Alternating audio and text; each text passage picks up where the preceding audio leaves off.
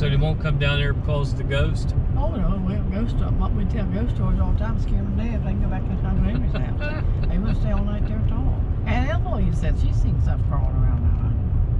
She said she's seen, some guy stayed there one time and said he'd seen something walk all the way across the ceiling. They told all kinds of tales. That place was ghosted, ain't no doubt about that. I just wonder if we're still there. I don't know. Tell that story about... And I couldn't see them because it was dark. And after a while, we saw, and then you hear a block fall. And he said, my God, he's sawing down the banisters. That's what we thought he was doing right there on the way in the house. And next day, we wasn't a damn thing out of place. Nothing out of place. Went out there and listened to it. It sounded exactly like he was throwing off the banister. She said, this ghost, that stuff happens all the time. And, you know. Well, one time, I was up there, my mom slept in the living room because it was cold in the winter time, and I went back there and slept in the room, in her room, her bed. She was in that bed in there. So I went in there, and I smoked at the time, and I always took my cigarettes to bed with me and lay me out on the floor. It's a bad thing to do, but I did do it. And I woke up, sometime, I don't know, boys, all this noise over in Dad's room, I heard it sounded like somebody was scooting big couches around and stuff. You could just hear it scooting. Banging. Yeah. And I lit a cigarette and listened to it. Yeah, I listened to it, not smoking, so I couldn't be just sleep dreaming. And finally, I smoked a cigarette, and finally I got up. I went in where Mom was at. Mom, I said, there's an awful lot of noise over in Dad's room. She said, what time is it? I looked at the clock. I said, 4 o'clock. She said, it happens every night at 4 o'clock.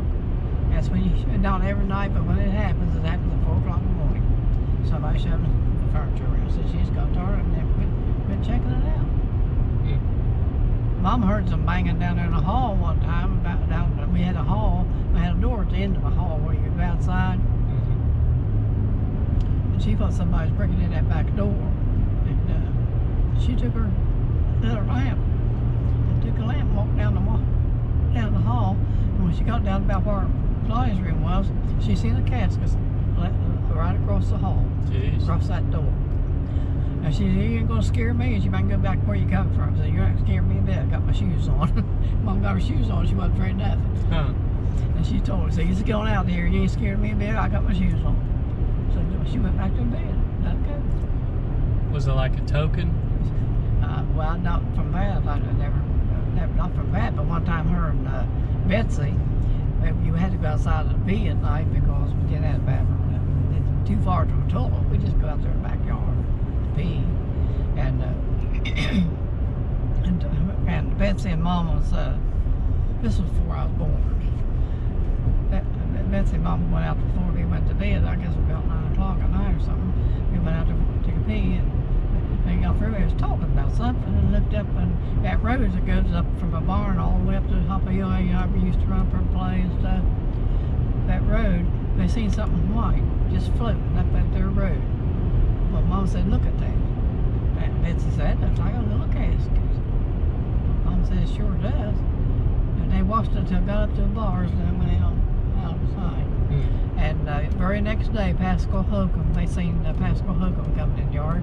And that's bad news, Betsy said, from what we seen last night. Who was he?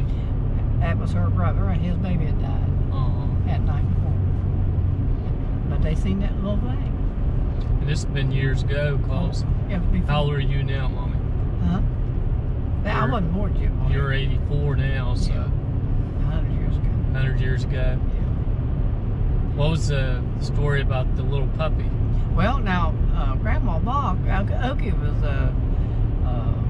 dying. He was about 9 years old. I don't know what was wrong. She said he died of a cat bite, but I think Janet looked up something else. He died of something else. I don't know. The whole stories about everything. But anyway, Jackson County. And my people were in Jackson County as a relation. Our great-grandmothers were sisters. Yeah. Yeah, so, and well, anyway, they were taking Okie to Uncle Floyd's. Uncle Floyd lived out in Jackson County. He was a doctor out there. That's who they should name Floyd after. And they were going to take Okie out to see Dr. What happened to him? Well, they was going out there just to take him. I don't know, Jeff. They thought they had a cat bite. Maybe it wasn't that at all. I don't know what killed him. Janet told me when she found on the Might have been rabies or something. It had been meningitis or something. I don't know what it was. They were taking him out there on a wagon. They had horse and buggy. There wasn't there roads back then. Just before Daddy built roads. But they went out in Jackson County. Was heading that way. But went out there about a couple of miles, and the little pup started to follow the wagon. And the grandma said, "I'm gonna get that for Okie. He just loved that." And so she climbed off of the wagon. The guy stopped, and she went around there to pick it up, and they said it just disappeared in her hands. Huh. She said, "We might as well turn around and go back on Okie's died." Oh. And they took him back to the house, and he died shortly after that. Next day or that night. She said, "We might just well go back. He's going to die." And they did. Tell that story when you floated. When I floated? Yeah. Dad floated too. Yeah, tell that first. He was coming down he was either going up, I think he went down the stairs of the old house over the home place. He went downstairs to, there's ghosty there too. He went downstairs and gave him a drink of water. And he's coughing or something, and he started going back up the steps. He started floating up the steps. He had hold of it rail. Was that when he was he wasn't drunk. cursing that baby or whatever that one? Yeah. Tell about that. The day before that, a couple of days before that, maybe a day before that, Grandma took some baby that some girl had, and Dad said it had hair all over like a monkey or something. And he said, "I can't believe you bringing that animal in this house to raise it." He said, "Look at the hair on that thing. It's a monkey or something." Well, the girl died, and the baby had hair all over just like a monkey or something. And Dad just cussed. He had enough to raise without raising that thing. And it died. It didn't live very long, a week or two. Yeah. But anyhow, he cussed her and cussed the baby and everything else. That night's when he floated. So he thought that might have been a lesson to keep his mouth shut. It'd be a pretty good one, I think. Well, the same thing happened to me. I was laying in bed, and I just started raising too, and I was holding the bedstead. I was sleeping with John. I said, I'm a floating. He said, "Oh, you're not." I said, "Well, I am floating too. You can put your hand right under me." I guess it's air pockets, evidently. Huh. Yeah, he even told people about it, so I couldn't believe it. She was floating. Huh. Right next morning, first thing he told me, how I floated. He said, "I can put my hand like that underneath her, and she was holding on to the bedstead." I said, "Good thing I went outside, or then where I'd be." What's that veil or whatever? Some people are born with a veil. The seventh child, a boy, the oldest child, and the seventh child is supposed to have gifts that nobody else has. Right. And a seventh son can blow in somebody's mouth and kill fresh or something they used to get in their mouth, kill the fresh. And the seventh son could blow it 3 times in somebody's mouth and cure it. And that one boy went all over the country blowing in people's mouths. He said every time he turned around, he was going to blow in somebody's mouth. Was he born with a veil over his face? No, he's the seventh son. What's the thing with the veil? Mom had a veil over her face. Floyd had a veil over his. Well, just some kind of thing in your womb, I guess. But they used to say. They call it a veil. Grandma. More the ghosty I taxi. hope you're not recording all this. Yeah. You are? Ghost stories. Oh. Taxi. What taxi? Oh, in Huntington? Well, they told me down there, but every time I had a new taxi driver, they'd send him on the 8th Street Hill because of his ghost. You go up there, and as you go up the hill, you see her standing on the little stoop with her suitcase waiting on you, so you have to go up there and turn around and come back. You come around and picked her up. Was it always raining when it happened? Most of the time it's on a rainy night. And well, she put her suitcase on herself because it was light, and she just put her suitcase in and got in. He asked her where she was going. She told him where she was going. They was going down the hill. And he said, "Boy, this hill's steep," and turned around. She didn't say nothing, so he turned around and she wasn't even there. Yeah. And he wasn't going back up there. He said, "I always sent them new drivers up there." Yeah, I bet. And nobody would go up there. Yeah. I don't know if I'd go up there or not. When I you're might in daylight, but I don't think I would, though.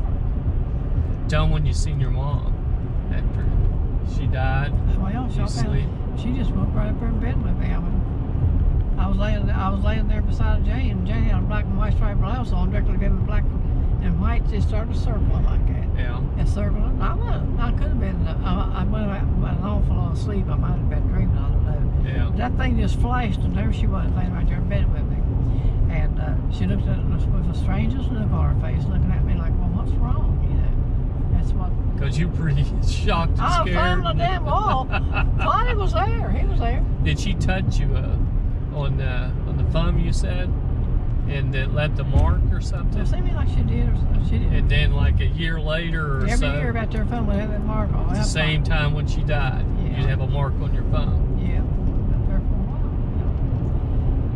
Y'all forgot about it. If that's happened, I know that when I seen her after she's dead, she just looked like, looked at me like, what in the world's wrong with you? What's happened? It was as if she didn't know. And Jane, your sister, she was grabbing him, holding, pulling me right down the wall. I was climbing the wall, I'll tell you. That scared me to death. Claude was there too. He was setting up. Your sister used to have these dumb suppers. Is that what they call it? Where you sit deep backwards or something, midnight, something's supposed to float in the house. Well, I don't know what you're talking about. Yeah, and I remember that. But yeah, you just probably can't remember that part. All kinds of ghost stories over at the old home place. It was ghosty too. One night it was a bad snow. Back years ago, we had a lot bigger snows than we got now. They was snows. I guess they were full of snow on the ground. Yeah. Perfect. Just as we started up that hill down over that hill's where Grandma's house was. I've showed you that other times. I played all over that place. Picked gooseberries and everything else she had.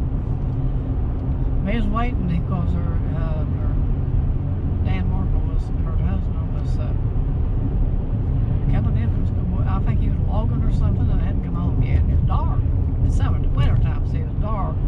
It gets dark at 5 o'clock. Yeah. And they was worried about it. Finally, Dad's I hear him coming. Oh, you can hear the horses coming. You hear the rig coming in and everything. And they heard a saddle go. He rode the saddle on the porch or somebody. They heard the whole works. He never did come in. She went where he went. Dad said, maybe went to Toronto or something, you know. I think y'all be in here by now, so. Dad opened the door and looked out. There wasn't a sign of anybody ever being there. The snow hadn't been touched. They both sat there and heard the whole thing. Dad and Mom and Yeah, do you remember when you would yowl at like Willie or I don't know if it worked? Yeah, but I started after like I was going to whip him. Somebody knocked on the door.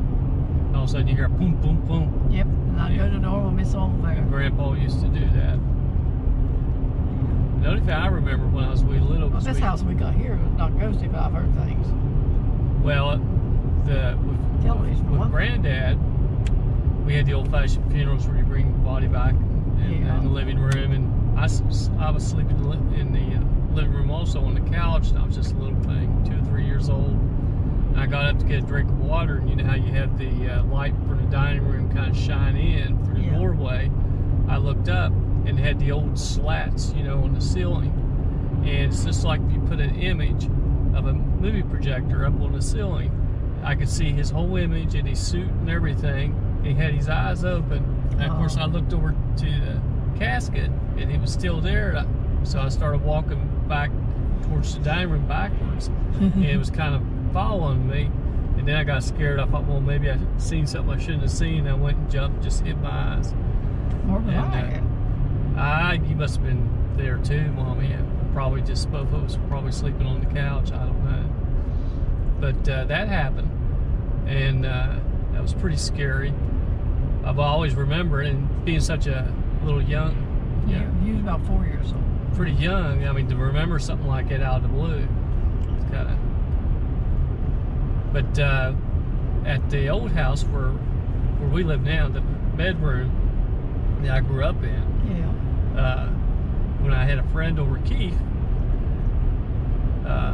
we went to bed, and the door was open, and you had to pick the door up almost as an old house to get the door to shut. And then all of a sudden, he goes, "Hey Marty, remember that lady you told me about died in this room?" I go, "Yeah." And He goes, I see her. I go, you do? I go, well, what's she doing? And he goes, she's looking right down at us. I go, well, who's she looking at? And he goes, me. And I go, good. All of a sudden, the door just slammed shut. And I went, hey, Keith, think you can get that door? He goes, get out of here. So we jumped up, we ran downstairs. It was, I don't know if we went back to bed that night or not, but spooky thing had happened. I've never seen anything in the house, but I've heard things. Yeah. When Dean died the next morning, the television was on real loud. Yeah. And I thought, what in the world? I thought you was having had the television on. I said, what in the world's he got that television blasting like that for? I could hear it clear back there. Right. So time I got my shoes on and got out as far as the refrigerators and stopped. I thought, oh, he turned it off. I went in and wasn't even nobody in. Yeah. I've heard things like that. Weird stuff happens. Couple things. I said, well, what? But I was on a boat one time, and I'm by myself, and everybody else was out on tow with a soul in that galley. And I was trying to get the lids off of the salt and pepper shakers, and they were stuck, so I couldn't get the lids off. Mm-hmm. And I tried to get the lids off. And this is one room, this is the other room, and back and forth, and there wasn't a soul in there. If it had been any soul coming down that hole, coming in either one of the rooms, I would have seen it. There wasn't nobody there but me. I went in that other room, just right around the door, to get something out of the refrigerator or something, and I came back.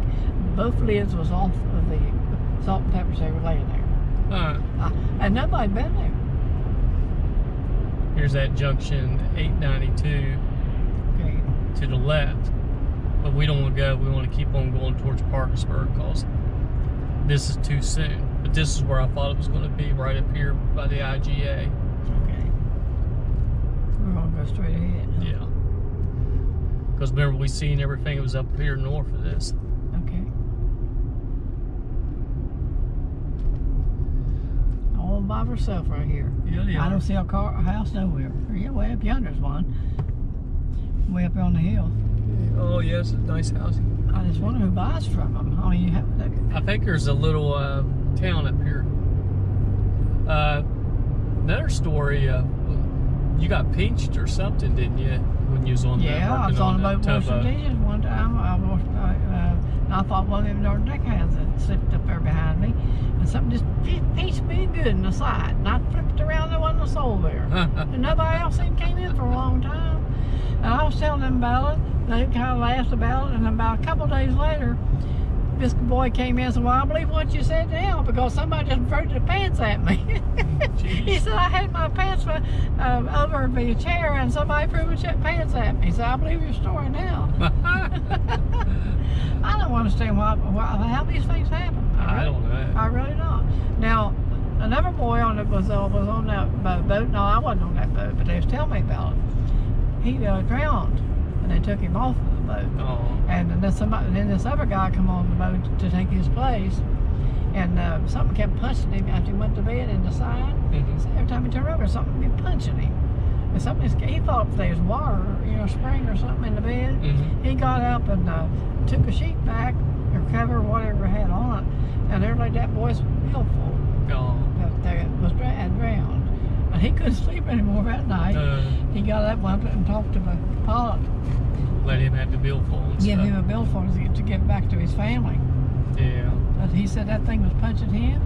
And he reached over to see what it was. That was that billfold that boy had put under. So the guys on the boat, a lot of them did that. They had their billfold underneath their bed because people steal. Generally speaking, they're pretty good people out there. Yeah, most of the time, but you will get somebody to steal your money. Just anywhere, yeah. Are we finished talking about ghost stories? Yeah, let's